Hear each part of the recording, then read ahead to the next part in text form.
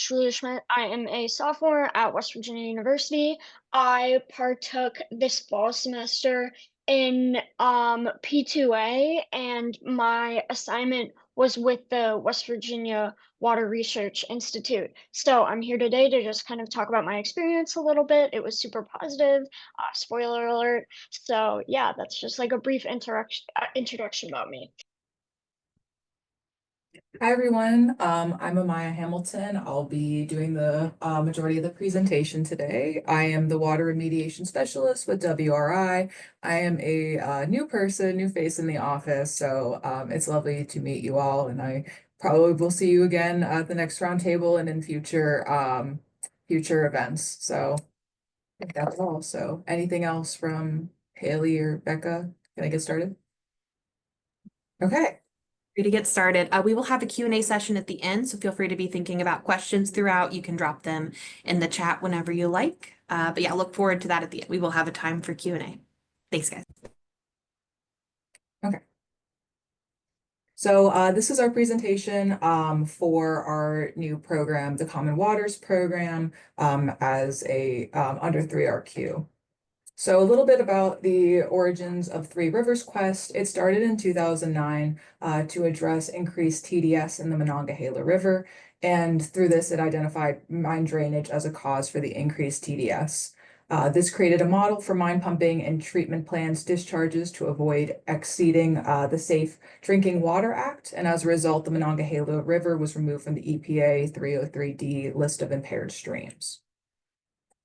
So today, the Three Rivers Quest has expanded to include the Allegheny and Ohio rivers. WRI focuses on monthly monitoring along the Mon, and university partners, including Duquesne, takes care of the Allegheny, and West Liberty works in Ohio River. 3RQ incorporates academic institutions, community scientists, conservation groups to monitor several parameters along the three rivers, and this data is publicly available. The goal with 3RQ is to provide data that can be used to characterize water trends, water trends in water quality over time, as well as identify pollution sources. And we'd also like to note that the Colcom Foundation does the funding for 3RQ. So 3RQ resources are publicly available. Those who monitor for 3RQ can upload their data into the Waters database, which allows the data to be organized and uploaded into online interactive maps. The 3RQ mapping tool is an interactive map with several layers that can be viewed and hidden with several parameters that you can look through, and a lot of data year-wise to go through. This is helpful for viewing environmental data across state lines. The GAPS Assistance Program, it stands for Generating Awareness for Project Success. And it's a collaboration between Foundation for Pennsylvania's Watersheds and the 3RQ to assist watersheds and small colleges in carrying out real-world stream restoration projects. And then targeted studies, these are done by watershed groups reaching out to WRI with a unique project that might require additional sampling at a specific site or a new site, or sampling with different parameters. And 3RQ has funding set aside to support these types of projects. So more about Common Waters. Common Waters is a new program under 3RQ, and its goal is to provide assistance to watershed groups while allowing WVU students to participate in science, technology, engineering, arts, and math projects, also known as STEAM projects. This benefits the watershed groups by providing them with research and technical assistance, as well as benefits students by allowing them to apply their knowledge and skills to real-world environmental issues and giving them an opportunity to engage in their local watersheds and local communities. It's a good opportunity for students that have capstone courses or projects that require semester-long projects. So about watershed group participation.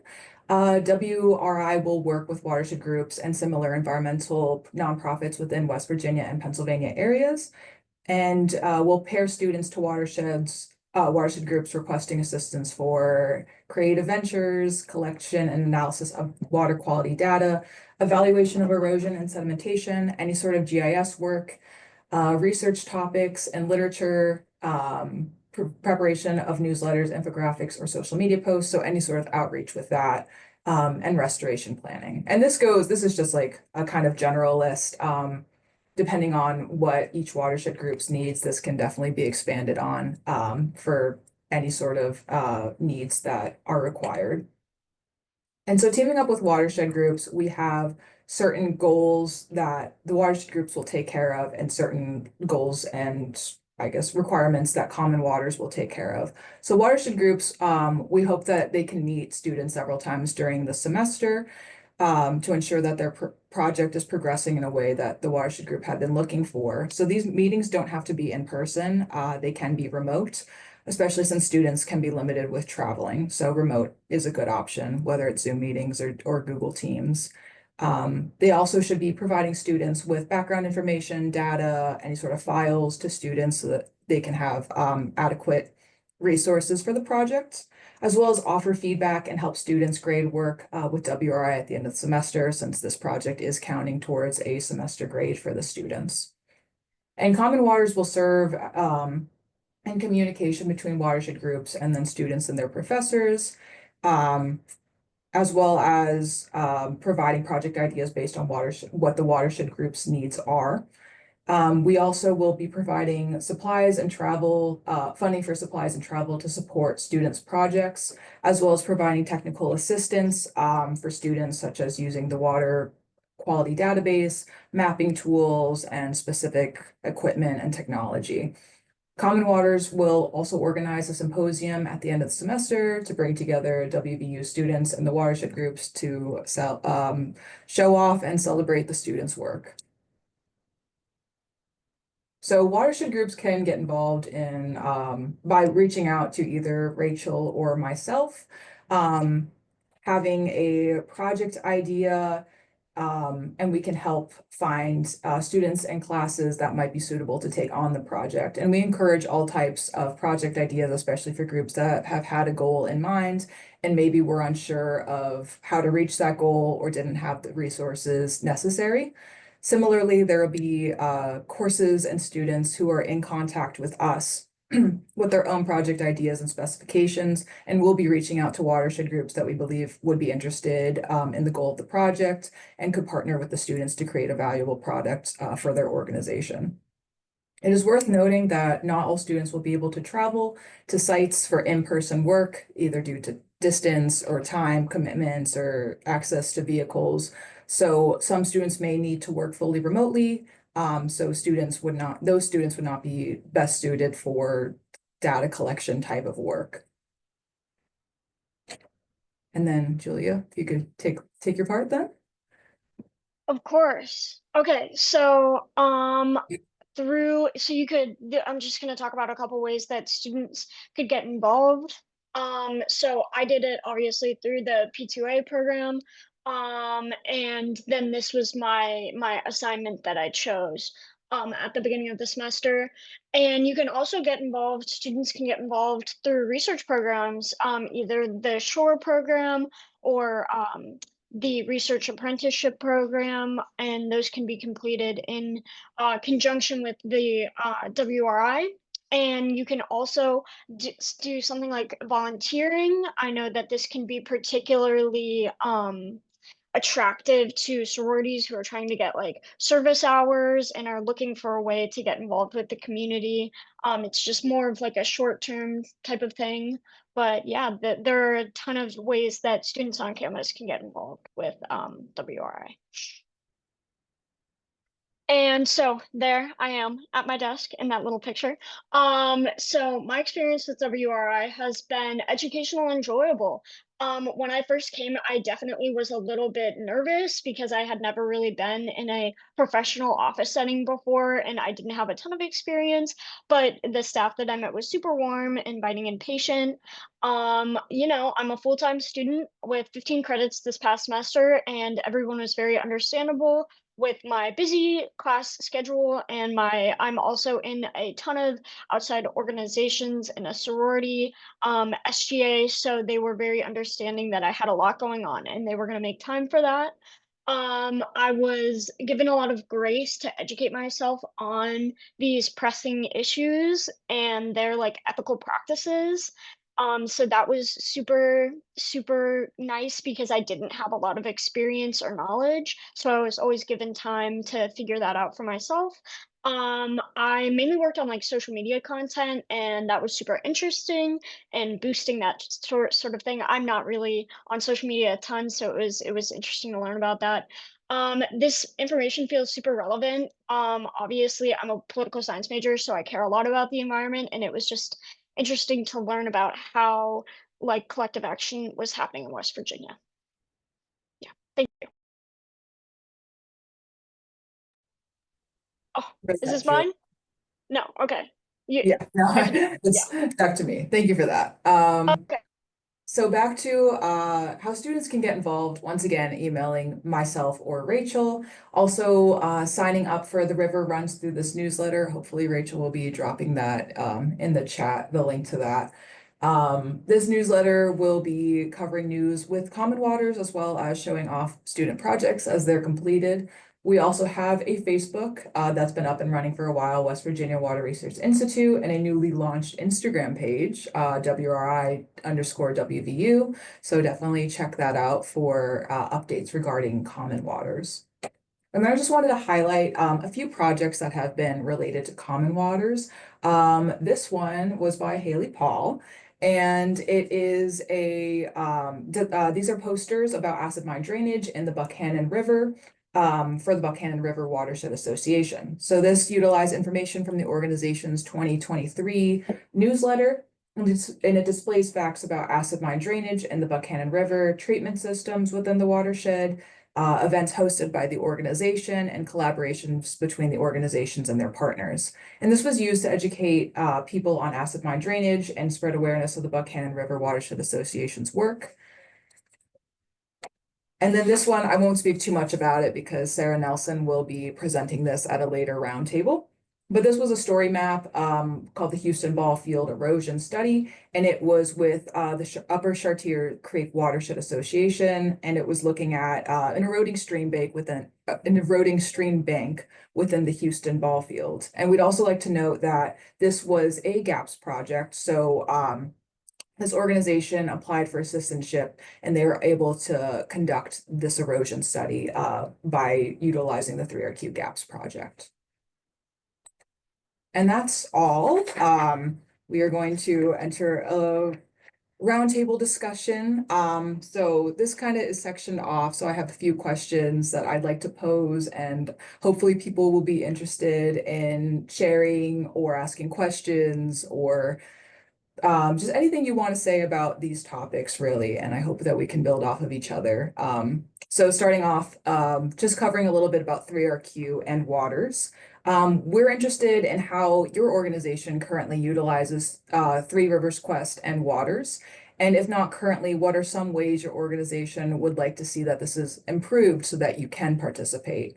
So yeah, if that has inspired anyone. And also just to note, if you have something that we don't get to, or you think about something later on, we will be sending a follow-up survey, likely later today or tomorrow. So you could complete that whenever you see fit. It'll probably be short, like 5-ish questions, just to get some additional information so that we can adjust the Three Rivers Quest and other programs going forward to suit the needs of everyone's organizations.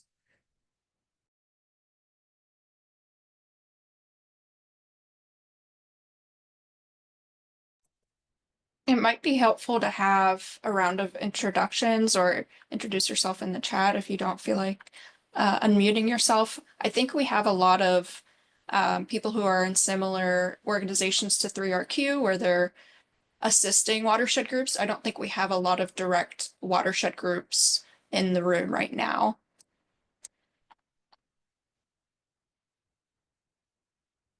So if anyone would like to introduce themselves, or feel free to put it in the chat, I think it'll help our discussion. I'll call on John Dedish to start. He's going to be talking a little bit later. Hi, I'm John Dedish. So I'm wear, in a sense, two hats. I'm with the Harry Enstrom chapter of the Isaac Walton League. We have been involved with 3RQ for a number of years, and maybe actually since it started. And as we collect data primarily in Greene County, so we have a long history, and we've had our starts and stops with 3RQ. And I think, what I just heard is fantastic. And I guess the big question I would have is there an effort to move this with other colleges in the area? I know we had West Liberty, but along with that, we have Waynesburg, KU, and so forth. But so like I said, I'm very thankful for 3RQ. I think you have a great deal of data, and I'm a little disappointed that you don't see a lot of people using it. And I think that's one of the things that we all need to do is make an effort to get more people aware of the resources that we have. But thank you very much.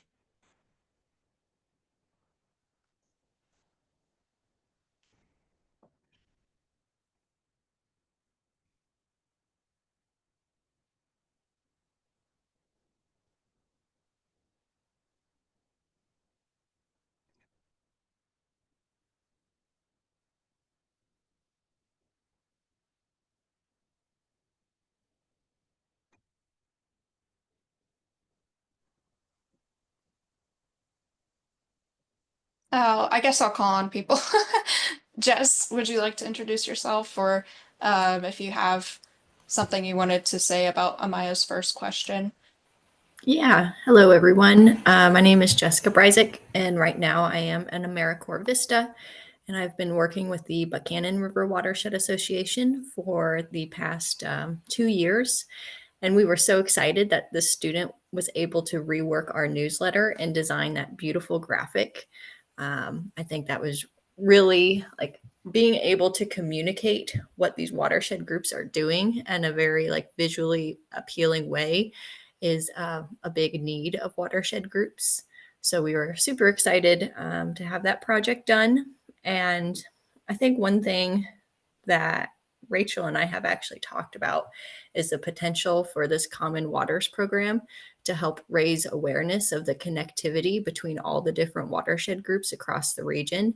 And being based in Morgantown, that's the downstream community of a lot of the work that these watershed groups are doing. So it's almost like, Morgantown is receiving the benefits of all these efforts that the watershed groups are, putting their time and energy into. And it would be really cool to have a way for that Morgantown community to become more aware of what's going on up in the headwaters. And also, a dream if they could somehow be like grateful for the work that is doing. A lot of these watershed groups are recognized in their local communities, but as they're restoring the water in their community, that water flows downstream and their efforts are going downstream with it as that water becomes more clear. So I hope that's one of my hopes for this Common Waters program is to be able to build recognition for the connectivity of all of our waterways in this region. Thanks, Jess. And something else we're thinking of is that a lot of the students are also from various parts of West Virginia. So they might come here for a wildlife and fisheries degree, but have no idea what's going on back in their home watershed. They might not know. They might be part of the Buchanan River watershed, but not know that BRWA is out there. So part of the hope of this program is to raise more awareness that watershed groups and other similar environmental groups are out there and that they need help. So they need younger people involved, they need volunteers. And our hope is through this program, the students have a good experience getting involved and want to continue that, maybe spread the word and just get more younger people involved. Thanks. I think a few people introduced themselves in the chat. So if there's anyone else who wants to kick us off, or I'll let Amaya continue on with her questions.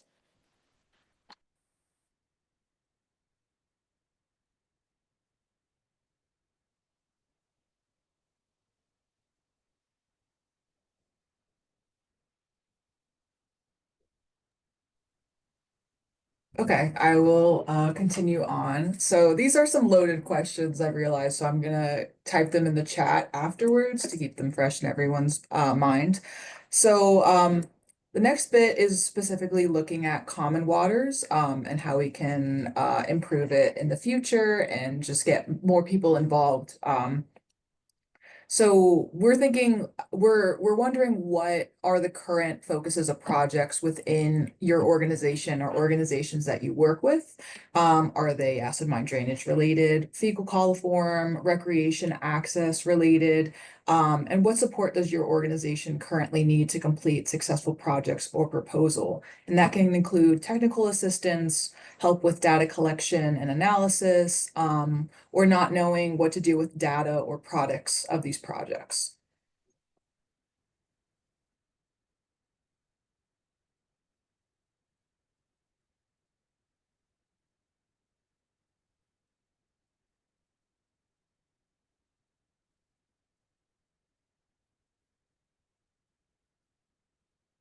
I really hate silence. I can think where I would really love to see your help is in two watersheds. One is the current effort to get a stream redesignated to actually have it downgraded. And one of the big problems we have is it really hasn't been looked at in 30 years. And it's just in a place where I don't have anybody who wants to look at it. Another one is a stream that they've had a lot of problems, and the watershed groups have become disheartened. So hopefully, some young new ideas could come and help with that. And a third is just possibly a stream assessment. But to answer your question, boy, I can give you AMD, I can give you fracking, I can give you recreation. We have a multitude of things that we could use your help on and uh, help the communities get involved. I think, and one of the things that I find that I think is really great about your program is that my experience is that when we talk to watershed groups, you're dealing with an older group of people. And to have you come in as and if I may say, the future generation, I think will revitalize groups. And I also hope that, once these people, your students graduate, they will continue on, because there again, we find that big problem as people get into that middle age and start having families, they migrate away from this. And yet I would hope that, what you're doing now, you can demonstrate that there's just a lot of fun getting out into a stream and doing things. This is not work. This is actually, it should be fun, but you have a real serious part of what you're doing.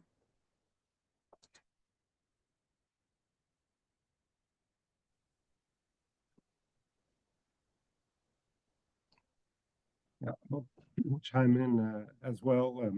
John Stephen, strategic coordinator for the Headwaters to the Ohio Water Network, and just there are a lot of project ideas that John has touched on. Cover the gamut. But one thing that maybe I'd be interested in thinking about is the sort of the arts or visual.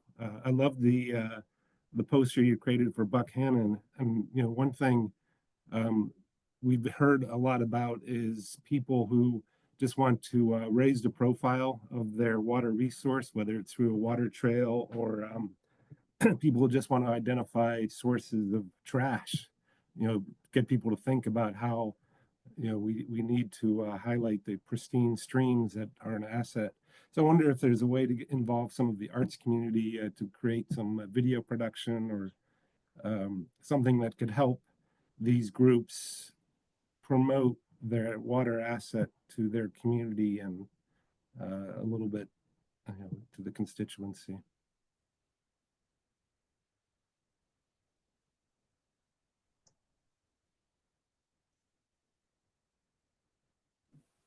I think one thing that, like that poster really did for the Buchanan River group is it helps make these projects that groups are working on come alive.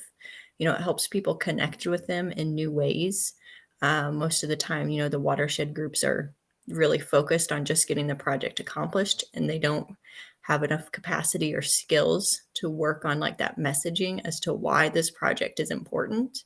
And yeah, just going back to the importance of having those graphics to be able to convey the message of what this project is actually doing is really important. And I think an area where the youth can specialize and be able to create those really informative graphics. And I learned something last night in our Buchanan River meeting. The Buchanan River and a lot of the rivers in these regions flow north. And in our board meeting, I was like, does everybody know like our Buchanan River flows north? And not everybody did, so even if you were putting together like a map and you're showing, a lot of the projects that the Buchanan River group does is upstream of the city of Buchanan. So it's upstream of their drinking water intake area. But just like a map itself doesn't necessarily convey that, because people might not, it's not intuitive, to read a map from south to north unless you know that the Buchanan River flows north. So I think that that's one area that students can help contribute with their very informative graphics, is being able to use them to help tell a story as to why these projects are important and how to just make them come alive.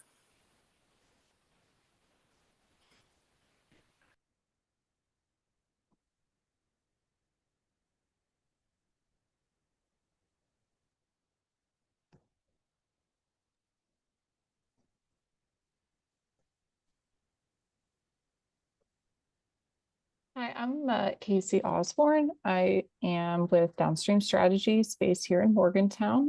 We do a lot of different projects, but we do a lot of watershed and water monitoring type projects. But I just wanted to agree with what everyone's saying here. We do a lot of public facing reports, and I know one of the pitfalls for some of these groups is just the, I guess, lack of refinement or accessibility in what they put out or how they present themselves, which can make it maybe a little bit harder to find that information, to really absorb that information, or to really be inviting, I guess, to maybe onlookers. As I said in my little introduction, I'm working on a watershed group needs assessment. So I'm looking up all these different watershed groups. And something that I'm finding a lot is that they either have no online presence at all, or if they do, a lot of them looks like they were, came from the 90s with no real, it's not modernized. So that can be kind of off-putting to maybe some young people that want to get involved. Or it makes me wonder whether they're active at all. So I think, employing the help of students who know how to make information accessible, infographics, like you're saying, or just clean, clear language that is easily digestible. You get right to the point. I think that's super important, especially for some of these watershed groups that are probably, they might have I guess on average, a higher age that might not be, fluent in those types of technologies. So I think that's very important.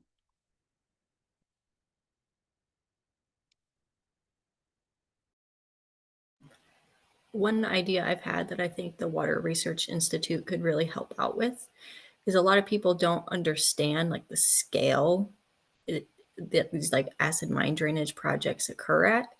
And they also don't really understand like how much money and how much time it takes to build these projects. And the Water Research Institute is involved in a lot of the acid mine drainage projects in the region. And it would be so cool to have like a student work on quantifying those metrics. Like on average, an acid mine drainage treatment is the size of a football field, you know, not really using numbers to convey the length, but using like a metaphor to just help convey how difficult it is to get the money and have the time, and also, you know, the land area that is needed to build one of these treatment systems. So kind of going back to what Casey is saying, is just developing like that, the messaging that is important to like, you know, convey what these projects are actually looking like in real time.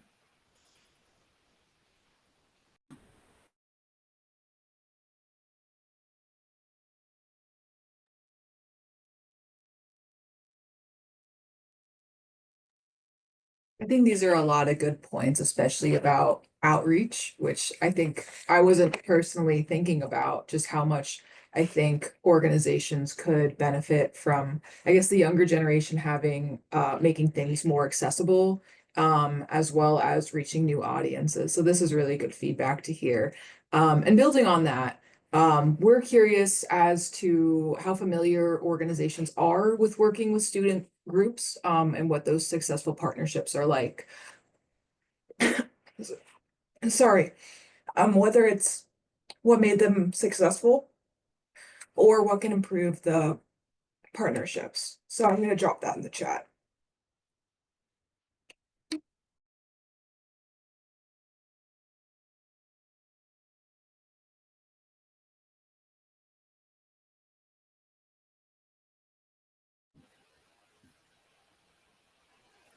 So as mentioned, I think a lot of the watershed groups, you know, have limited capacity to supervise a student intern and, you know, provide like the mentorship that's needed for a successful relationship and development of the student.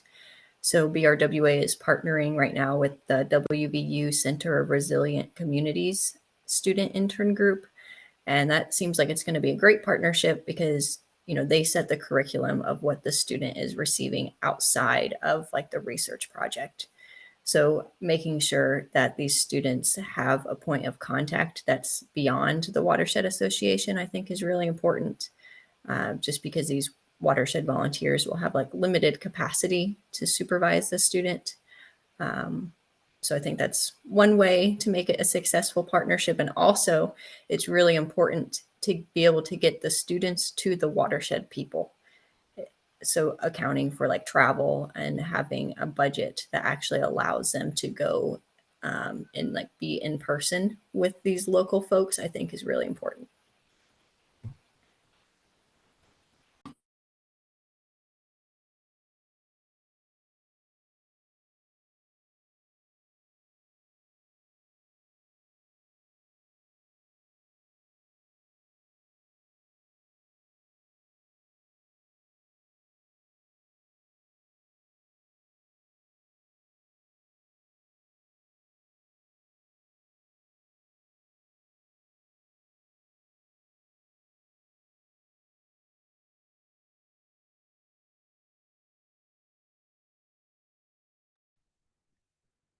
Well, yeah, I'm thinking about, you know, my history of work is really in Allegheny County.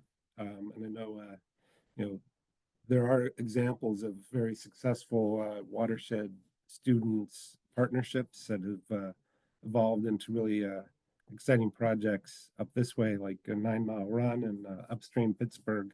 A lot of their staff started work as student projects, either through Carnegie Mellon or Pitt.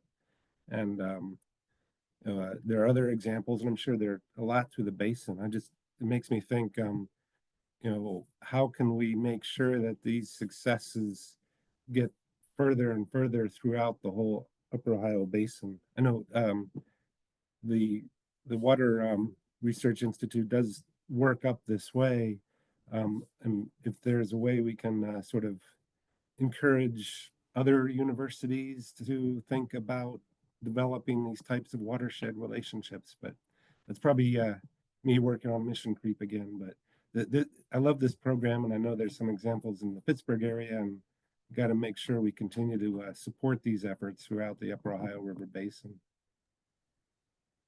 Thanks, John. That brought up something that I don't think we clarified. So 3RQ is within the entire Upper Ohio River Basin. As Amaya mentioned, we partner with Duquesne University and West Liberty University.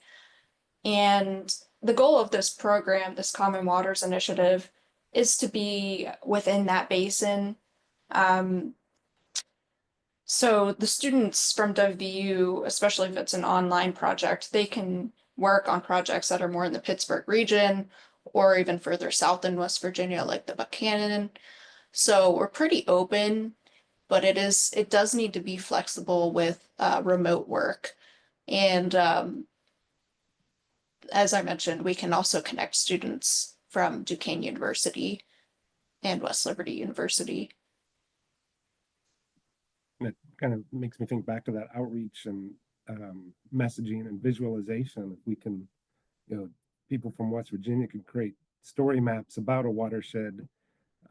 If they're given good information by the volunteer watershed groups, they could pull it together and make it visual. And so, yeah, that's great that make sure we think about this across the whole Upper Ohio Basin and get a lot of story maps created.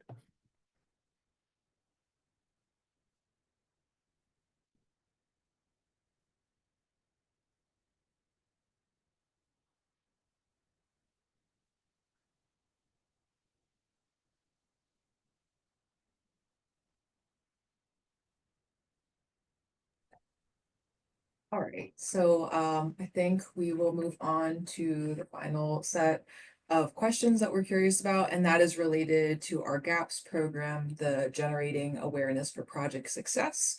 So if you saw the previous GAPS announcement, we're curious if there were any barriers to applying or hesitations that led you, or maybe you thought other organizations, to not apply to the GAPS program, because we're looking to have a little bit some more applications in the future. So perhaps we're interested in GAPS maybe not addressing the needs for your organization, or maybe it's because your organization didn't have the capacity to apply or carry out a new project. So we're interested in sort of understanding what the needs of different organizations are, whether it's sampling, planning, data collection, data analysis, and communication, any of those, so that we can in the future kind of prioritize and plan around those. So I'll write that in the chat then. I think there might be some people on here who aren't familiar with our GAPS program. We're in our second year of it, and it was created to assist watershed groups and small colleges and universities with data collection that would lead to remediation projects. So we work a lot with groups with acid mine drainage treatment, and one thing that we noticed was that it can be difficult to find the funds or the time to collect the data that you need to know what projects to apply for. And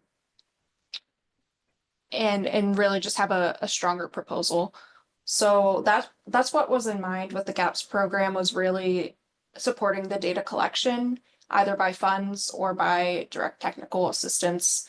We have a field team that can go out and help groups collect samples, or in the Chartiers Houston ball field erosion study, we set up erosion pens, and then their volunteers monitor them. So I just wanted to give a little more background on what the GAPS program is.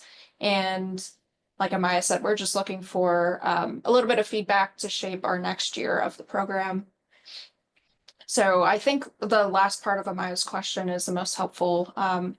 Whether the group that you work with is needing assistance with data collection, setting up a sampling program, or analyzing and interpreting and sharing that data.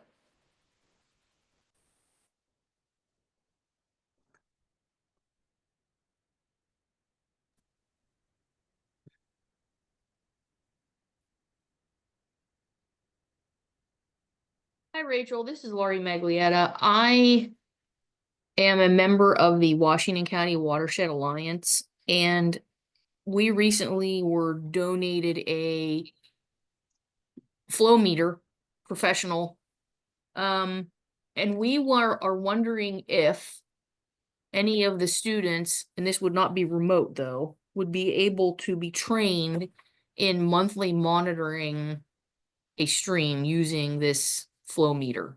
I mean, we can provide the training, but would this be an opportunity where one of the students could do that as a monthly task?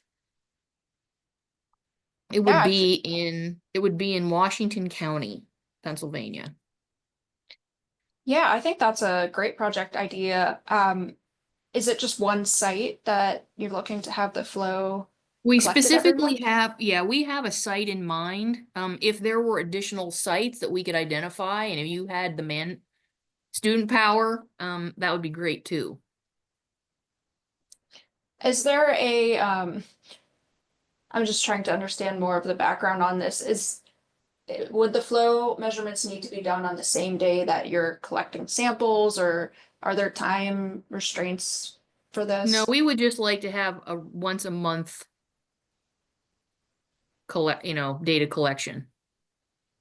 Okay, yeah, we can connect about that afterwards. That sounds like Okay. a nice small project for a student, very doable. Oh, great. Thank you. Do you have my contact information?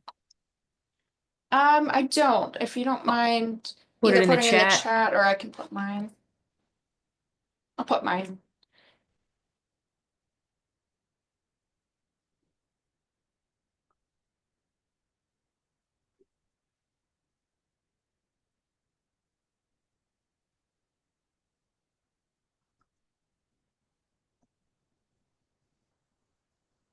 Thank you.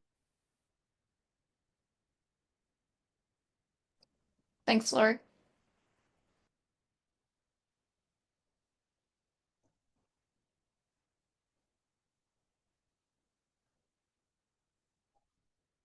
I know you present this in your newsletter, but I would like also, if I can task as a visitor, Rachel, love to see, love to have us put this on the Water Network's website so that we can reach maybe some people who are not part of your newsletter, because I think it's a fantastic program, and we may be able to reach some more people with this program. So if you can give us some information we can put on the Water Network website, that'd be fantastic. We would love to. We'll actually have a report from this year one of the Common Waters program coming out later this week, hopefully. So we can share that. And I think you were talking specifically about the Common Waters program, but I also did put the link in the chat for Rivers Run Through This, because I know you also mentioned that. So that should have the link for signing up with the newsletter. Yeah, well, I think all the work that you're doing is great. So please use the network to expand your audience in whatever way you see fit. Thanks, John. And we hope to do the same for the network too. I know I've been slacking with posting things in your base camp.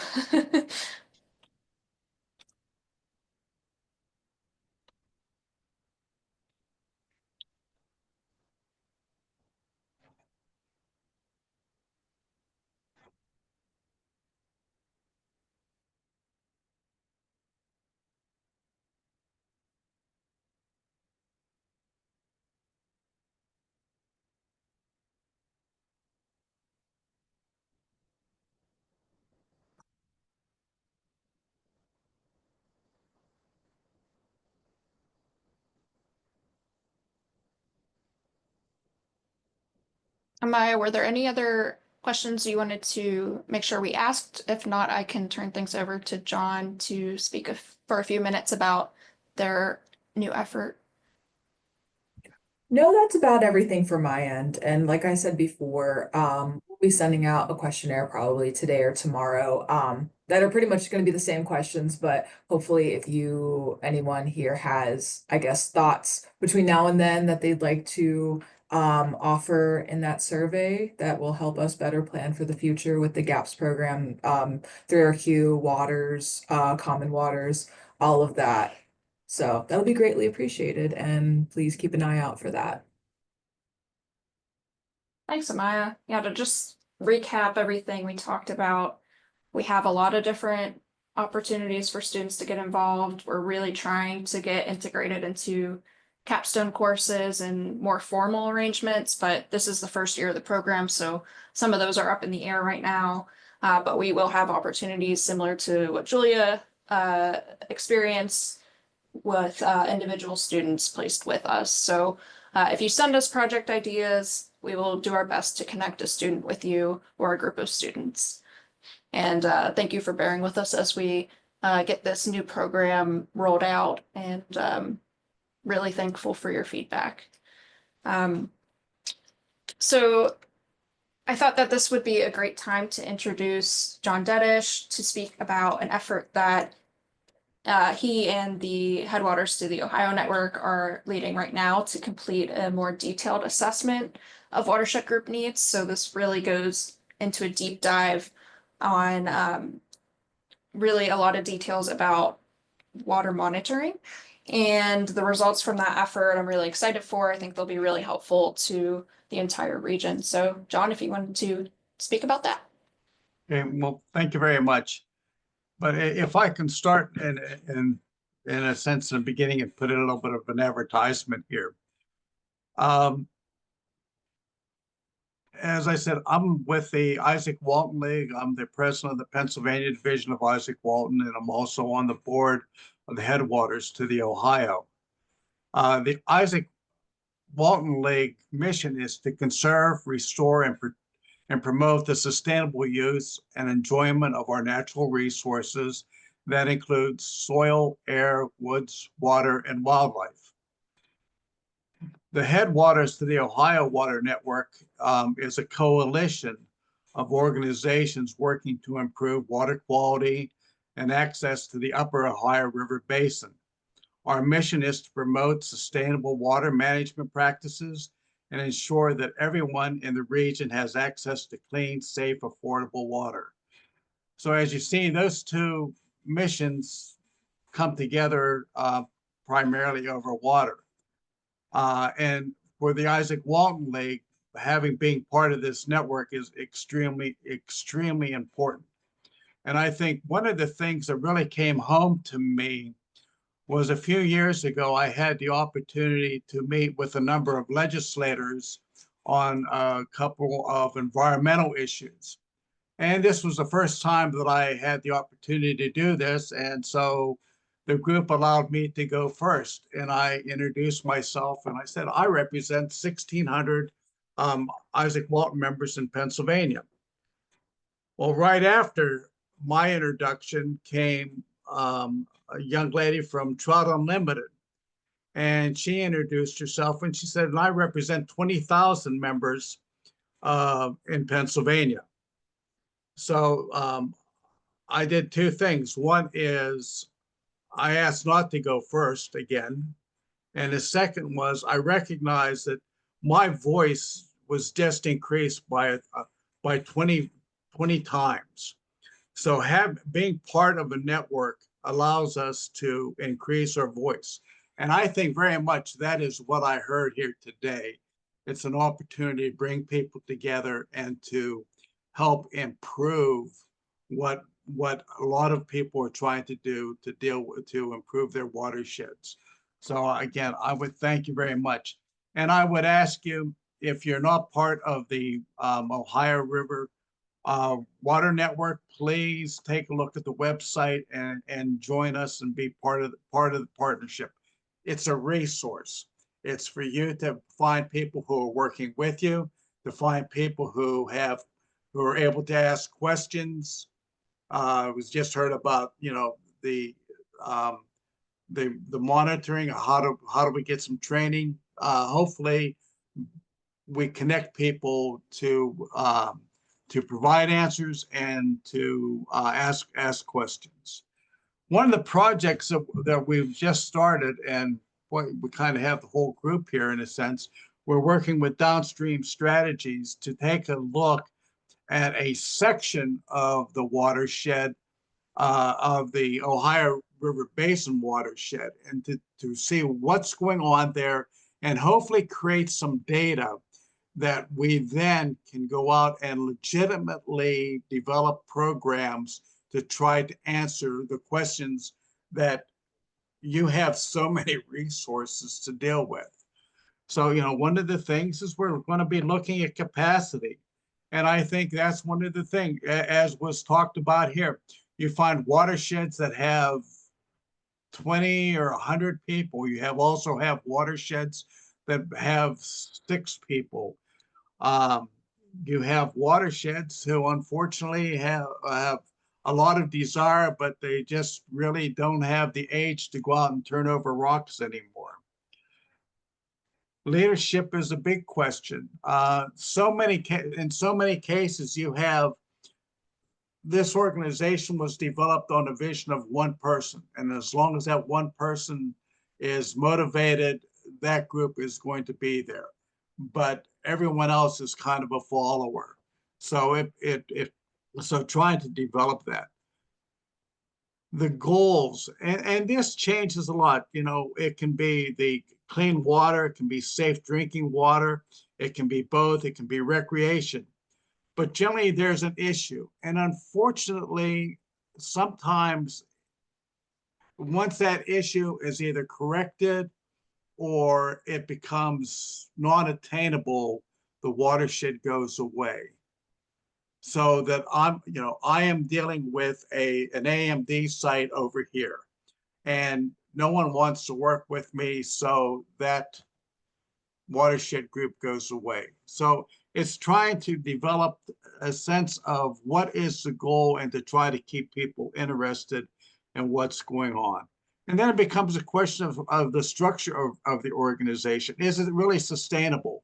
And again, you take a look, just a look at the age of the people and the skill levels. You know, again, it becomes a question of, do I know how to operate the equipment that I have? I've talked to one watershed. They said, we have some fantastic equipment. It is great. We had a college professor sit down with us, tell us what we could get. He's no longer involved, and we have no idea how to use this equipment. We collect data, but we don't know what to do with the data.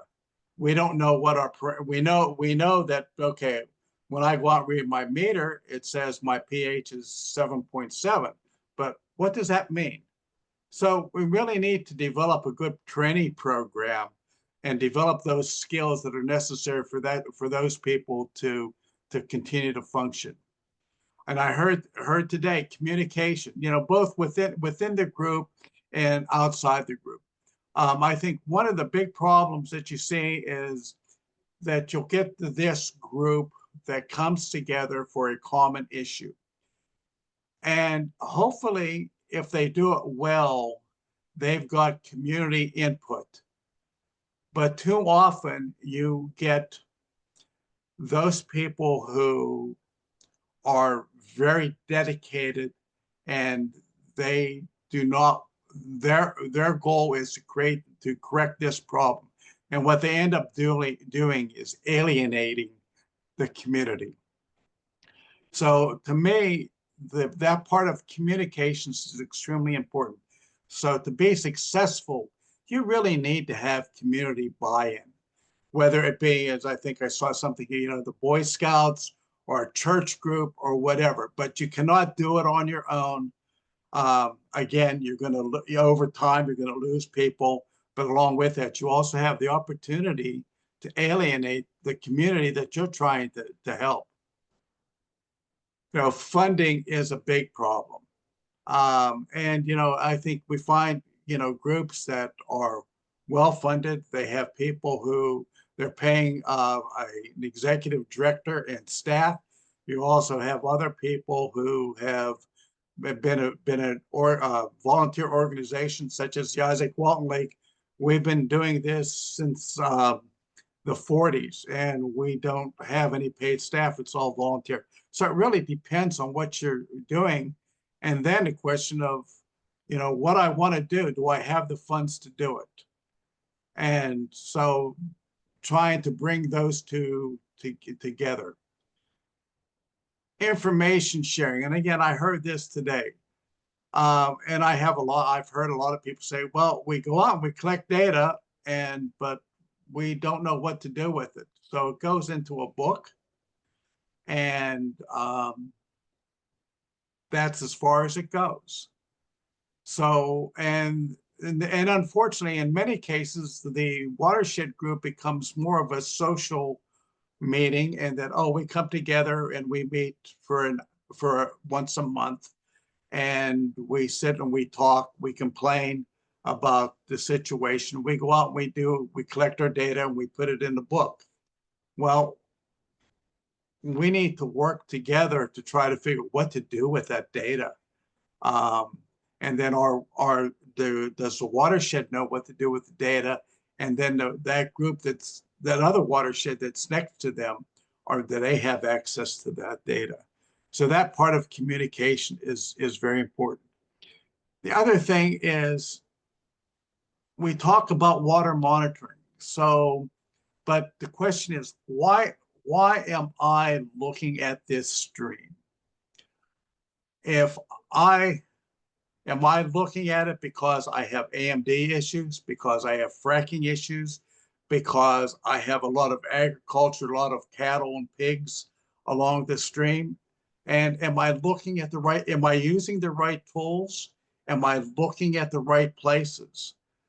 Am I looking at stream banks? We just dealing with a situation where we have collapsed stream banks. Well, but we haven't been looking at that. We've been looking at TDS. Well, the also problem we have is aluminum in there. Well, when you sit there and ask the questions, we find that we have long wall mining, and within that area, we have 12 streams that have had problems with stream bank deterioration.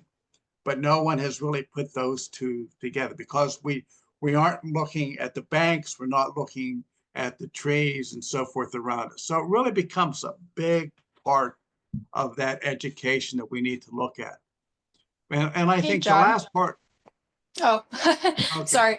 A lot of good stuff here, but for the sake of time, I wanted to make sure you got the information that you wanted to get out about the survey. Yeah. Okay, very quickly. So if we would really like to know what watersheds are out there, and along with that, those people that are working on streams. So it's not just watershed groups, but if you're stocking trout, if you have an organization that you're out kayaking and so forth, we want to know about that. And then that helps us to then come and talk to you and see how you can get involved in taking care of those streams. So that's the sum of what we're doing here. And like I said, once we have this assessment done, then we hope to develop a program to really meet the needs of what we're seeing. Thank you. Thanks so much, John.